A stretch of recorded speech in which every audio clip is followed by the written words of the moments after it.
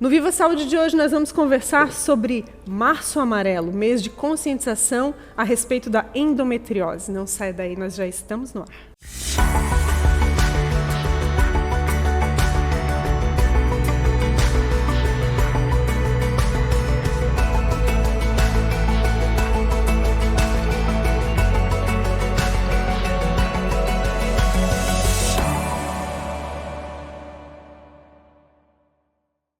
No Viva Saúde de hoje, nós vamos conversar sobre Março Amarelo, um mês de conscientização a respeito da endometriose, um problema que precisa ser melhor esclarecido cada vez mais, porque faz toda a diferença desde o diagnóstico, e nós vamos entender melhor por quê.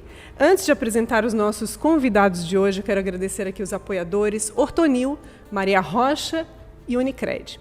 Para conversarmos melhor sobre esse assunto, a gente recebe hoje 3 especialistas. Vamos receber hoje, então, a doutora Manuela de Abreu Viana, que é médica radiologista. Seja muito bem-vinda, doutora, ao Viva Saúde. Vamos receber também o doutor Gustavo Botega, que é médico coloproctologista. Falei direitinho, né, doutor? Seja bem-vindo. E o nosso veterano, né?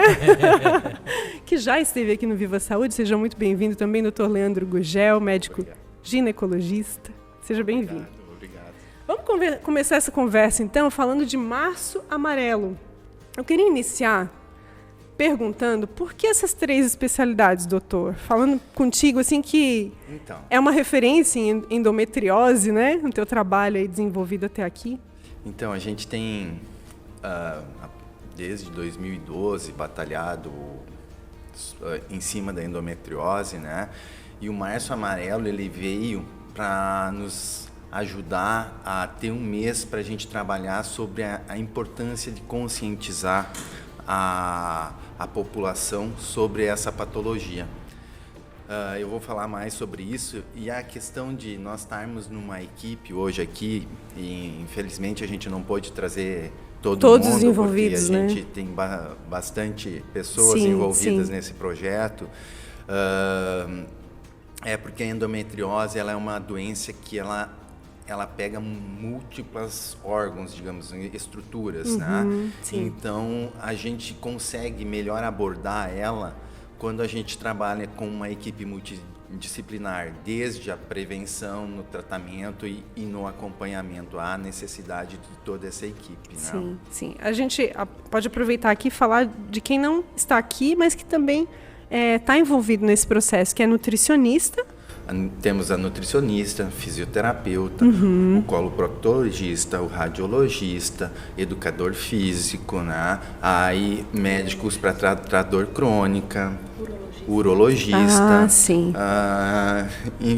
Não esqueci de ninguém. É uma equipe grande, né? E representativa e importante, né? Doutor, para quem não tem familiaridade com esse tema, né? Março Amarelo diz respeito à conscientização acerca da endometriose. O que é a endometriose para quem ainda não sabe? Bom, a endometriose ocorre quando o tecido endometrial, que é aquele tecido que reveste internamente o útero e sai na forma de menstruação no fim de cada ciclo, esse tecido tem algumas teorias tentando explicar o motivo por que ele migra dali e pode se instalar em qualquer órgão e estrutura. Muito mais comum é que ele fique na pelve, né? Mas ele pode sair da pelve e pegar outras estruturas, inclusive músculo da respiração, pulmão, pericárdio, em outros locais, né? E quando isso ocorre, geralmente a mulher tem sintomas de dor, dor na menstruação, dor na relação, às vezes problemas com fertilidade. Então a endometriose, ela acaba, como a gente falou antes, tendo que ser abordada por uma equipe multidisciplinar. Sim. Para esclarecer mesmo, né, quem está em casa, o doutor mencionou a menstruação, né? Esse tecido que deveria ser eliminado acaba permanecendo no organismo.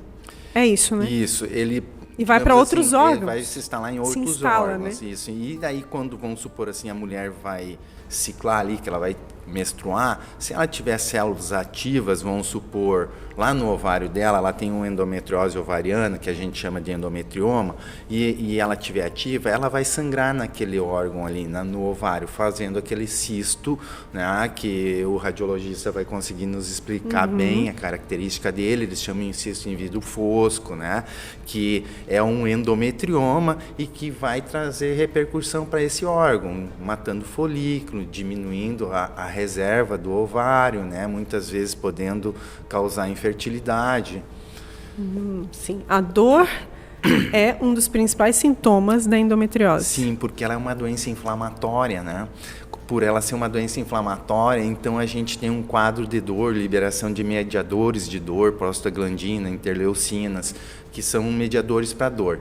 E ela vai, além de ela liberar essa inflamação, ela costuma causar muita distorção anatômica, né? Os órgãos acabam grudando um no outro, às vezes o ovário que deveria estar do ladinho do útero, ele vai para trás do útero, grudando no útero, grudando no intestino, levando a doença ao intestino, né? Então, é uma doença que, além da inflamação, ela faz distorção anatômica, aderências, né? E ela tem muito tropismo por nervo também, né? Então, ocorre também sim, essa sensibilidade maior, né? Com relação à doença. Vamos voltar a falar de dor depois, daqui a pouquinho, mas eu quero perguntar para a doutora Manuela sobre essa questão do diagnóstico, né? A radiologia, ela tem sido uma especialidade importante nesse processo, né? Como que isso funciona, doutora? Sim, existem 2 exames principais que, quando o médico suspeita de endometriose, ele vai pedir. A ultrassom com preparo intestinal, que é a ultrassom transvaginal com preparo intestinal, e a ressonância. E daí depende de qual tipo de endometriose que o médico está suspeitando, ele vai pedir, ou às vezes acaba pedindo até os 2. Por exemplo, a ressonância, ela vai mapear, a gente vai conseguir mapear os focos de endometriose na pelve e no abdômen superior, quando for a suspeita, né? Para que isso é importante? A gente mapeando, a gente consegue controlar, né? Com o passar dos anos, precisa controlar, a gente consegue ver nitidamente se cresceu, se está em atividade, se tem focos de sangramento agudo ou se já é uma fase mais de fibrose, porque tem a evolução do tecido da endometriose. E a gente também consegue dizer para o cirurgião que tem focos onde ele não consegue acessar na hora da cirurgia, que ele vai ter que procurar mesmo. Então, às vezes, é feita a cirurgia sem saber que é endometriose. Faz cirurgia por dor, alguma coisa assim, né, Leandro? E acha endometriose. O médico, ele vai tirar os focos que ele consegue ver, mas tem focos que estão fora da cavidade peritoneal, que a gente chama. Entre os tecidos. Entre os tecidos. Então, ele vai ter que abrir aquele tecido e ir lá, mas ele não vai abrir de graça, né? Ele vai abrir porque ele sabe o que está procurando. Tem que ser assertivo. Então, e com isso tudo, com esse mapeamento, por isso a equipe multidisciplinar e a equipe de cirurgia também multidisciplinar, que a gente vai dizer, tem foco no intestino. Aí vai entrar junto o coloprocto. Vai ter foco no rim, tem foco no ureter. Então, vai ser chamado urologista, porque aí todo mundo vai entrar no seu departamento ali na cirurgia. Na cirurgia, doutor Gustavo, tem essa participação também do especialista? Ou em que momento também que entra a tua especialidade? Bom, eu acho que uma das ideias que a gente tem de ter esse tratamento multidisciplinar, né, é oferecer o melhor tratamento possível, porque a gente pega, né, nós pegamos mulheres em idade fértil, em idade reprodutiva, e a gente tem que operar essa mulher e devolver ela, né, para a vida social, para a vida familiar, para uma vida laboral, e a gente não pode ser pior do que a doença dela, gerar o mínimo de sequela. Então, né, é um esforço muito grande, é uma equipe grande, por quê? Porque a gente precisa, né, toda vez que eu falo para a paciente, quando ela chega, quando você vai para uma guerra, né, você tem que conhecer o inimigo para uma briga, né, e a gente quer o máximo de informação para ter o mínimo de surpresa possível, porque é uma cirurgia muito complexa. é uma cirurgia que você envolve uma dissecção nervosa extensa. Você tem múltiplas estruturas, a gente passa próximo de vasos importantes, vasos que inervam pelve, que vão irrigar vasos, estruturas importantes como pelve, reto, né, os membros inferiores. E a gente opera essas pacientes, né, e graças a Deus a gente sempre, né, tem bons resultados, porque é um esforço, né, de longa data. A gente está eu estou na equipe há 8 anos, né? Então, assim, tudo isso vem sendo aprimorado, vem sendo muito melhorado. Óbvio que essa avaliação, né, a equipe multidisciplinar não é de graça, né? É um esforço em conjunto, porque a gente quer dar o melhor para o paciente, né, com o mínimo de risco, menor sequela, menor tempo de internação, né, que a paciente onere o mínimo e volte a trabalhar bem. E a gente, né, são raríssimas as vezes em que o Leandro precisa, vem aqui me dar uma força porque tem alguma estrutura, algumas surpresas, são raras às vezes. Isso aí eu acho que desde que eu estou aqui não aconteceu 1, 2, 3 vezes. Porque é um esforço muito grande, né, que a gente tem. De todas as frentes, né? Todas as frentes. É uma equipe bem coesa, né? E o que eu acho que seria o melhor dos mundos é o que era nós não precisar chegar onde a gente está chegando agora, entende? Porque eu acho que a gente tem que diminuir o tempo de diagnóstico. Nós estamos com um tempo de diagnóstico absurdamente grande, inadmissível 7 anos.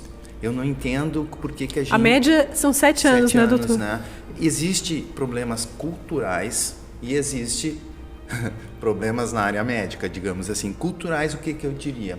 Quantas mulheres escutaram, elas vão poder responder depois pra gente, que quando elas menstruaram a primeira vez, elas escutaram, foram lá reclamar pra mãe, pra avó, pra tia, pra amiga. Reclamar da dor, né? Exatamente. Não, querida, a menstruação dói, é assim mesmo. E aí ela tem essa menstruação subsequente com dor e reclama e recebe a mesma resposta. E ela para de reclamar, porque se eu menstruo e menstruar é ter dor, então eu vou estar reclamando. E muitas vezes tu observa isso no consultório, quando elas chegam lá, fazem toda a consulta ginecológica, não queixam de dor, não, tudo bem, tal. Aí você está lá no exame físico. A senhora tem dor na relação? Tem dor para menstruar? Ai, doutor, tem muita dor, tem muita cólica, doutor, muita cólica, eu não vou para o trabalho, eu fico em casa incapacitada, bolsinha de água quente, remédio para cólica e tal. Mas a senhora não me falou isso. Pois é, mas é que, doutor, eu já falei, isso é normal. É normal tal. Aí você vai fazer o exame físico e encontra uma lesão, né? Uma lesão às vezes importante, às vezes lesões pegando já a vagina, pegando o intestino, pegando o ureter, que é o canalzinho que liga o rim à bexiga e traz o xixi para ali, pegando o diafragma, pegando o pulmão, né? Já endometrioses bem avançadas, sendo que a gente sabe que muitas mulheres já começam essa queixa na adolescência, né? E passam por 4 a 5 profissionais para ter esse diagnóstico.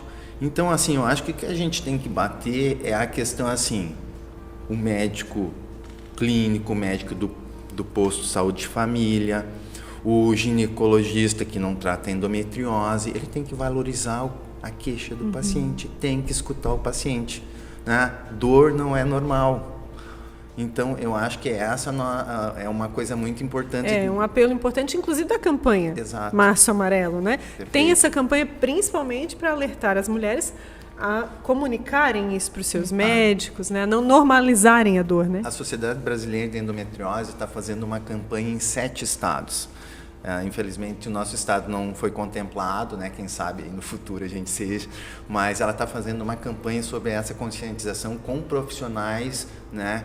E eu não vou lembrar os estados agora de cabeça, é São Paulo, eu sei que é porque é onde a sociedade se encontra. Sim. E tem outros lugares assim. Ontem eu estava vendo isso na sociedade, achei muito legal isso. A presidente agora, a doutora Elizabeth Salomão, eu não me lembro o segundo nome dela, ela entrou, assim, tá fazendo um trabalho legal, principalmente nessa divulgação, né? Então, eu acho que isso vai fazer a gente mudar a cara da endometriose. Quem sabe, né, Gustavo, nós vamos ter que, daqui um pouquinho, estar operando uns casos tão difíceis, ou mandar para a doutora Manuela aqui fazer uns diagnósticos difíceis, a gente ter né? E não os mais... Avançados, né? Quando o doutor fala de mais difíceis, é no sentido de casos mais graves. Que são realmente... Que realmente precisariam de cirurgia se não fosse essa prevenção, né? Ou esse diagnóstico precoce. Na verdade. A prevenção não tem como fazer, né?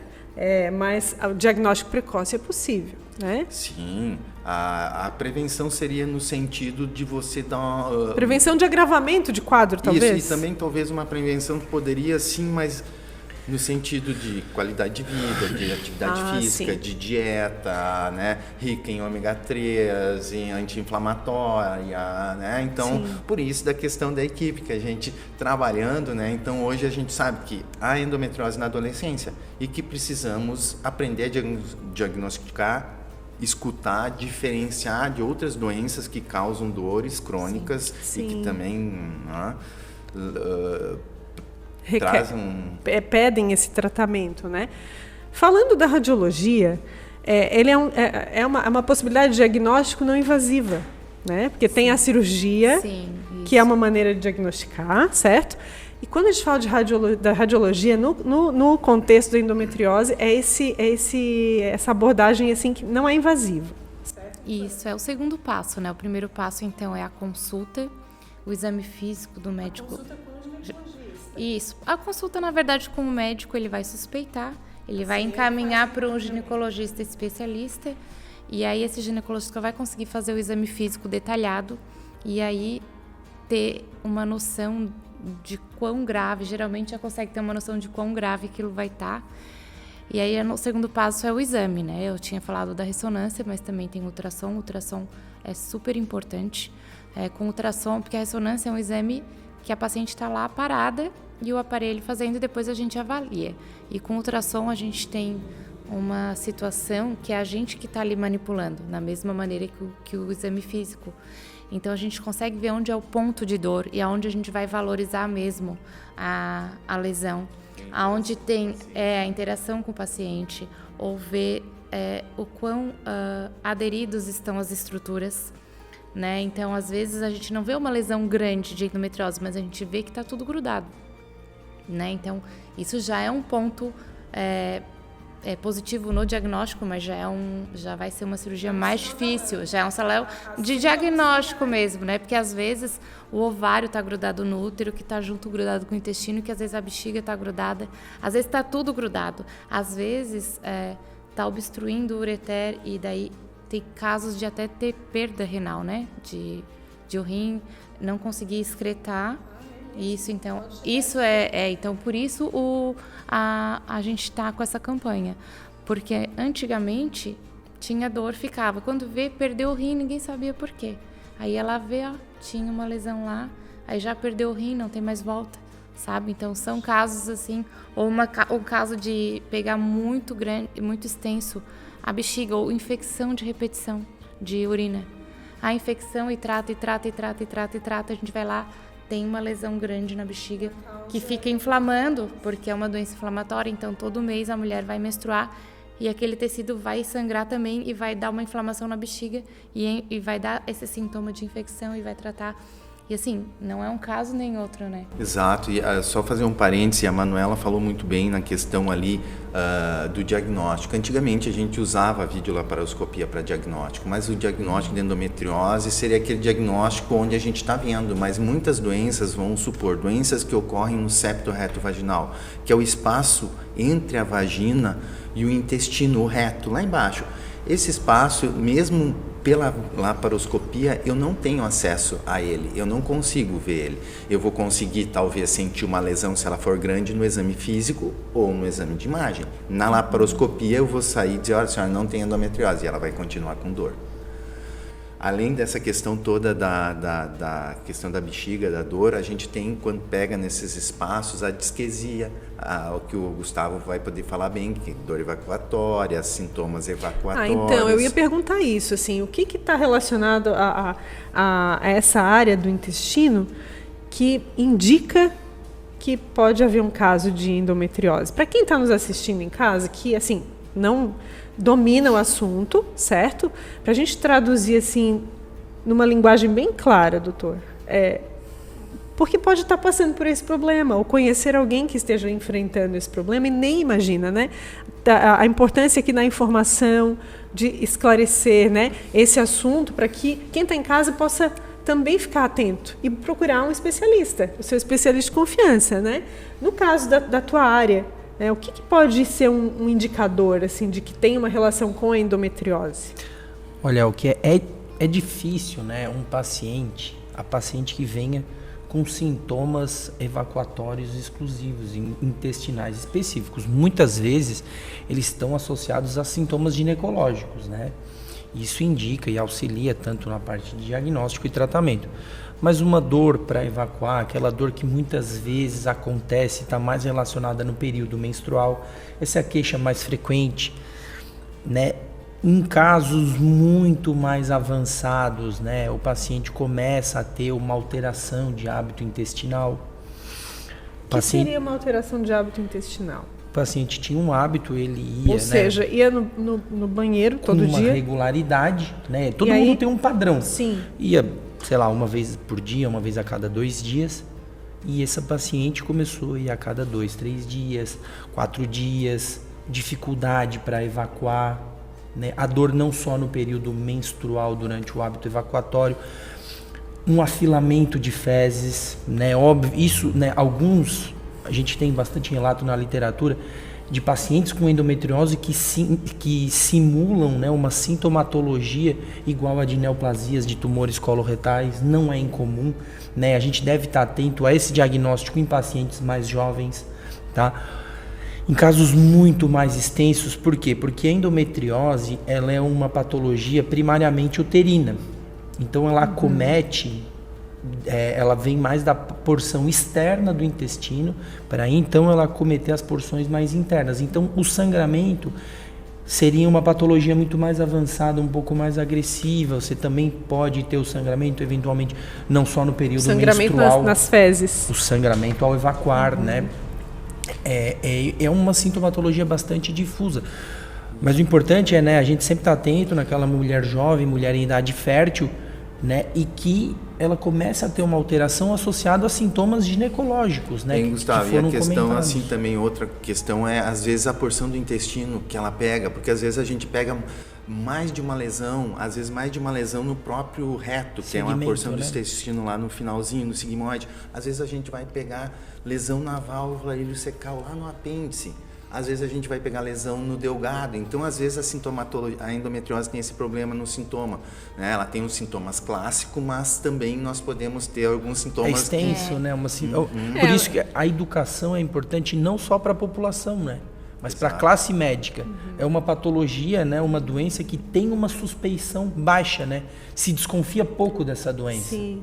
Né? E aí a gente precisa educar. O Março Amarelo não é só para os pacientes, né? Sim. É para os médicos. Uma conscientização para a classe médica também, né? Claro. Para que faça a abordagem mais assertiva possível também, né? Agora, uma dúvida.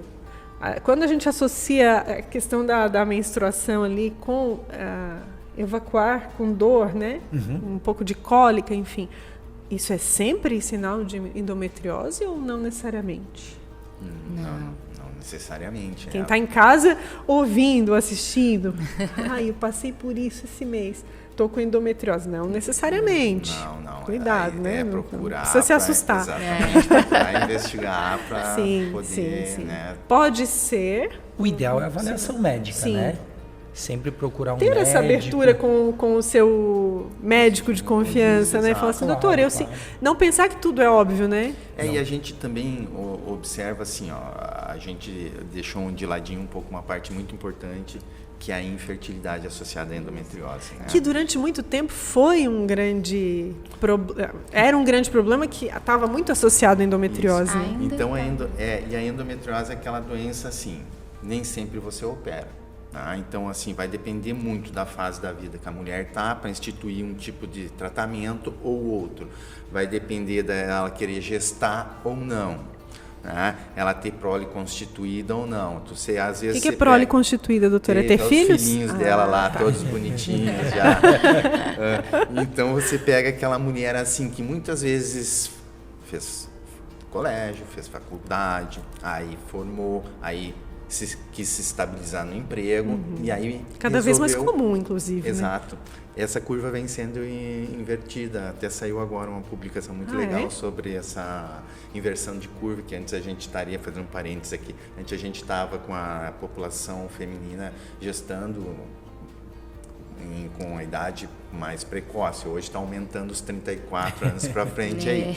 Então, essa paciente que parou, vamos supor, ela estava lá, fez toda essa questão, está trabalhando, está estável, agora eu vou engravidar. Aí ela para com o anticoncepcional dela e ela começa a ter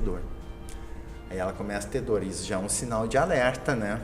Para que ela procure o seu médico. Qual é essa relação, doutor, do anticoncepcional? É pílula mesmo? Exatamente, o anticoncepcional ele faz um bloqueio do processo inflamatório, né? Então a paciente às vezes se sente muito bem, passa anos tomando Mas ela pode estar com esse problema instalado? Com certeza. A pílula anticoncepcional, ela não previne a doença e também não inibe, né? Não inibe, ela pode progredir mesmo tomando. Ela está mascarando a doença? Na verdade, ela está tirando um pouco a dor. Esse é o nosso objetivo, né? A gente não tem uma droga que resolva o problema da endometriose. Se a gente tivesse essa droga, nós estaríamos, entre aspas, salvos, né? Mas, digamos, num mundo melhor. Mas a gente não tem essa droga. Então, o que a gente usa são medicamentos que vão diminuir a dor e melhorar a qualidade de vida dessa paciente. Porque essa paciente... A perda de qualidade de vida dela para uma mulher que começa a menstruar aos 13 anos e começa a ter dor, né? E essa dor vem se intensificando, ela tem problemas no colégio, às vezes para de estudar. Ela chega no trabalho, é aquela mulher que está lá que às vezes tem que faltar muito trabalho pela dor. Ela não rende o que ela ia render porque ninguém com dor consegue trabalhar. Às vezes é sintomas depressivos, né? Porque tu fica se adaptando àquilo ali. Outro dia eu vi uma que tinha bastante lesão no diafragma, ela revestindo ali em cima do fígado. E o que aconteceu? Ela tinha uma dor que era cíclica, só que era aqui em cima, ninguém imaginava, ela já tinha ido em psiquiatra, ela já tinha feito de tudo e ela já estava se achando meio louca, assim. Tipo, eu tenho uma dor que é absurda e ninguém acha nada. E aí a gente fez a ressonância e viu que tinha bastante lesão, já foi ressecado. E agora ela está super, super satisfeita. Agora é interessante essa questão comportamental também, porque a dor, ela é muito relativizada, né? Isso. Muitas vezes a mulher está sofrendo horrores de dor e... não, isso é... Né? A gente estava falando de... isso é normal. Mas também, quando a família não está sentindo dor, e aquela mulher está sentindo dor, muitas vezes a dor é diminuída, né? Isso acontece muito? Sim, e a questão não é essa só de ser diminuída, e a tolerância que aquela pessoa diminui, né? Porque aquela pessoa... E a pessoa também diminui a tolerância pela dor, então ela traz... Qualquer gatilho pode ser um problema, e daí ela é taxada de depressiva, de estressada, irritada, intolerante, né? Por isso é muito sério, né? Isso é muito sério. Por isso eu acho que da nossa equipe, nós precisamos trabalhar hoje em equipe. A gente não pode ver essa paciente como sendo uma paciente que um médico vai abordar e vai conseguir tratar como um todo. E muitas vezes a gente vê como equipe assim... Porque às vezes assim, a paciente vai lá, fala comigo e tal, e ela vai lá se abrir com o Gustavo. Ela dá informações importantes para o Gustavo e omite de mim.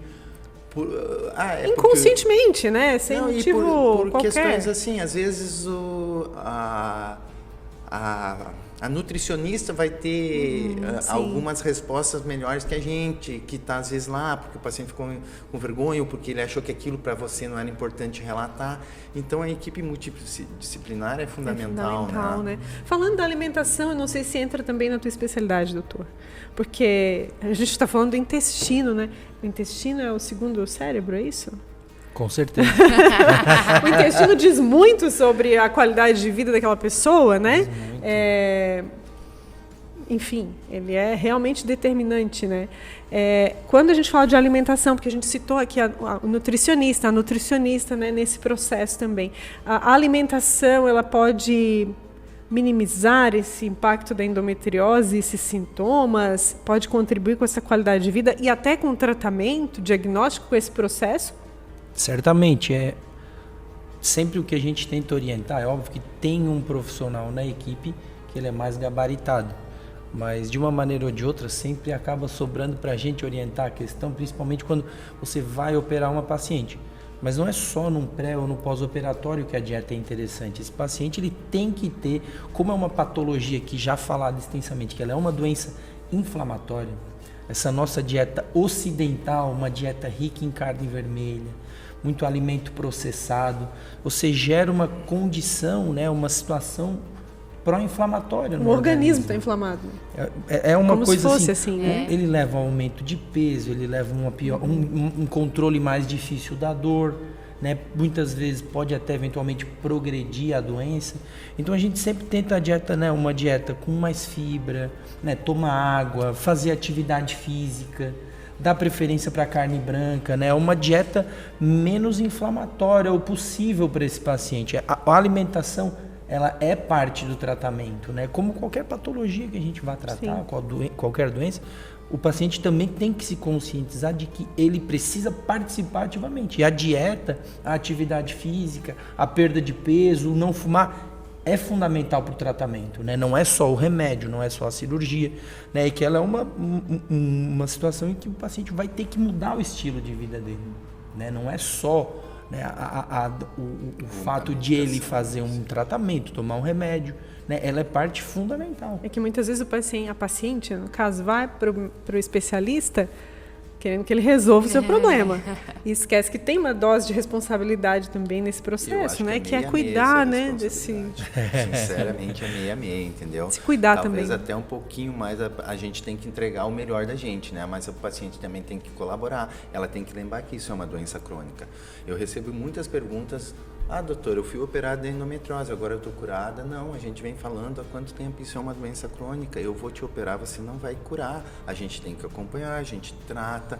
Assim, a cirurgia, ela é a segunda opção de tratamento, é a segunda linha de tratamento. A primeira seria tentar resolver com medicamento, com atividade física, com nutrição, com fisioterapia. Para controlar esse quadro. Exatamente. Aí a gente vai migrar o tratamento para a cirurgia. Por quê? Ou porque o tratamento clínico não funcionou, a gente não teve a resposta que queria, a paciente não está conseguindo conviver com aquela dor, ou porque ela estava querendo engravidar e o tratamento, no caso, foi melhor, é a cirurgia e não a fertilização naquele momento, né? Sim. Isso depende, tem que avaliar. É um tema bem grande se a gente for entrar nesse detalhe. Aprofundar, né? Tem que aprofundar um pouquinho. Então, assim, ela tem que ter essa consciência de que é uma doença crônica e que ela vai seguir acompanhando depois, e que ela vai precisar do rádio, que ela vai precisar do coloprocto, que ela vai precisar da nutricionista, do seu educador físico, do seu fisioterapeuta, às vezes do fertileuta, nos casos dela que está querendo gestar e não está conseguindo. Sim. Ela tem que lembrar que muitas mulheres dessas que postergam a gestação, às vezes elas chegam lá pra gente com lesões ovarianas que vêm confirmadas na radiologia e que ela tem uma baixa reserva de óvulos já nesse ovário pela doença ou por ela ter às vezes falha ovariana precoce, e que ela muitas vezes ela não vai ter indicação de cirurgia mesmo tendo uma doença grave, porque ela vai precisar às vezes ir no fertileuta fazer uma reserva de embrião, uma reserva de óvulos antes, ou até mesmo tentar gestar para depois operar. Então a endometriose é uma doença super complexa. Né? Então, a gente está conseguindo perceber aqui. Mais informação é muito importante, né? Doutor, já que tu falasse que tem pessoas que têm dúvidas, e eu sei que tu recebesse aí uma caixinha, tu abrisse uma caixinha no teu perfil, então, prestasse esse serviço, né, para a comunidade. Tem perguntas aí que a gente pode compartilhar? Porque pode ser pergunta de quem está em casa. Eu vou dar uma olhadinha aqui, vamos ver o que nós temos aqui. Como funciona o tratamento hormonal da endometriose? Quais são as opções encontradas hoje? O tratamento hormonal da endometriose, né, basicamente a gente vai usar, pode ser hormônios como anticoncepcionais, inibidores do GnRH, mas eu vou resumir porque o tema é extenso, né? não há uma, digamos assim, uma superioridade entre uma medicação ou outra. São hormônios que a gente vai tentar fazer com que eles diminuam a inflamação e melhorem a qualidade de vida da paciente. Mas é possível lançar mão de hormônios nesse processo. Exato, perfeito. É o tratamento... É uma opção. Primário, assim, juntamente com toda aquela questão que a gente falou da educação alimentar e tal, sim. né? Que mais, doutor, temos aí?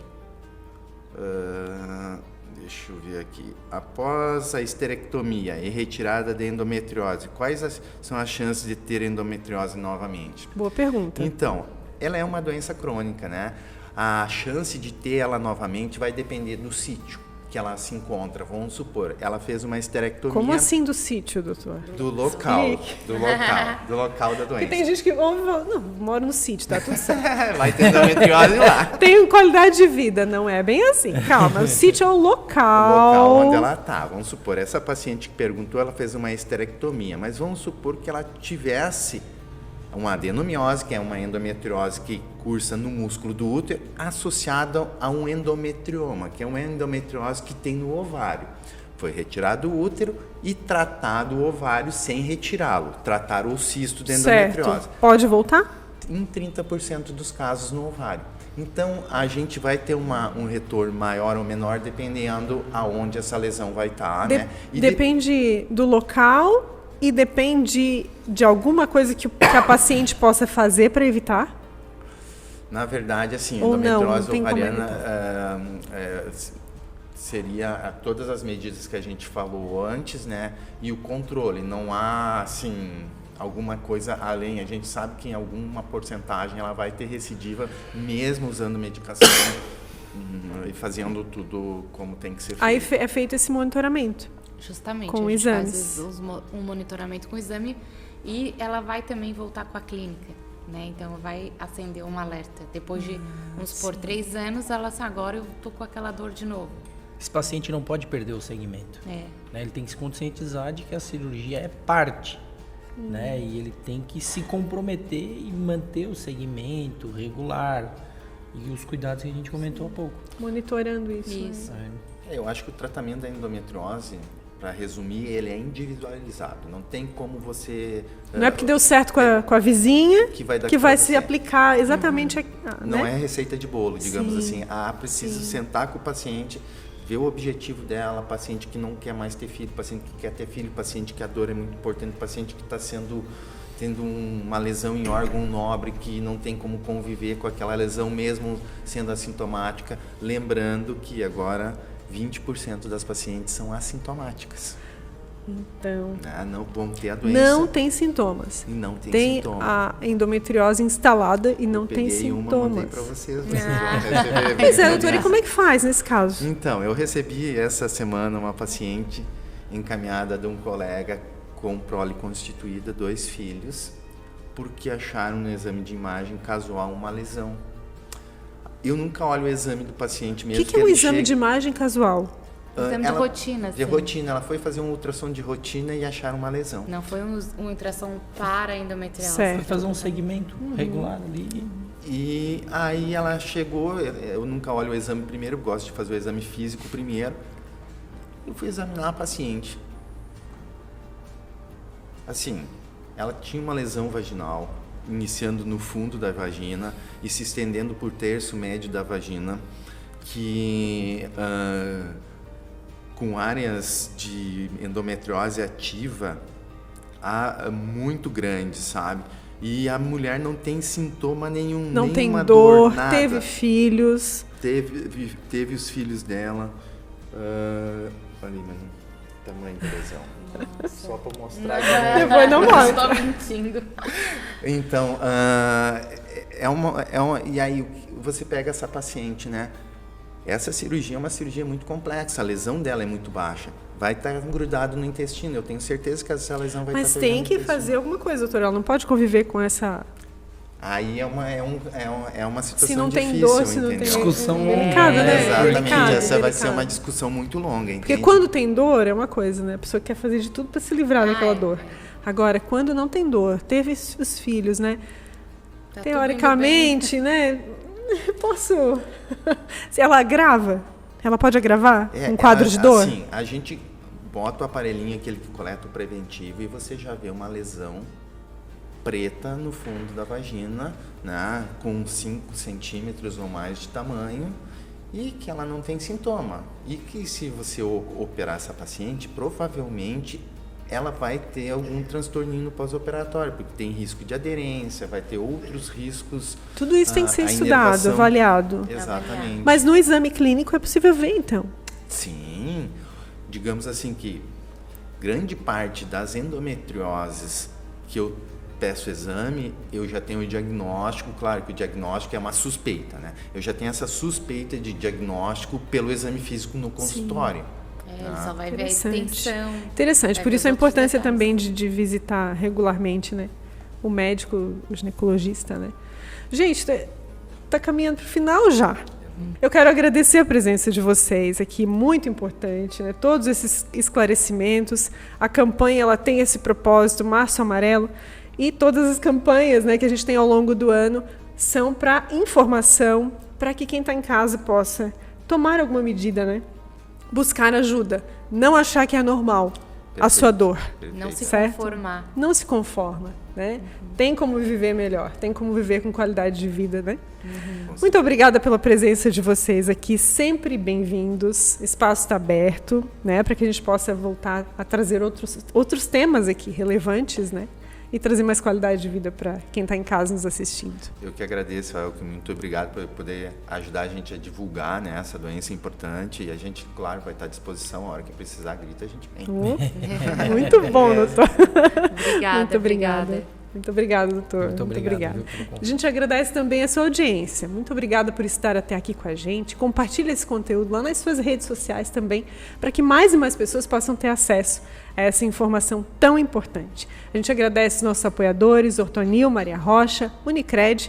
Se despede por aqui, mas volta no próximo. Viva a Saúde!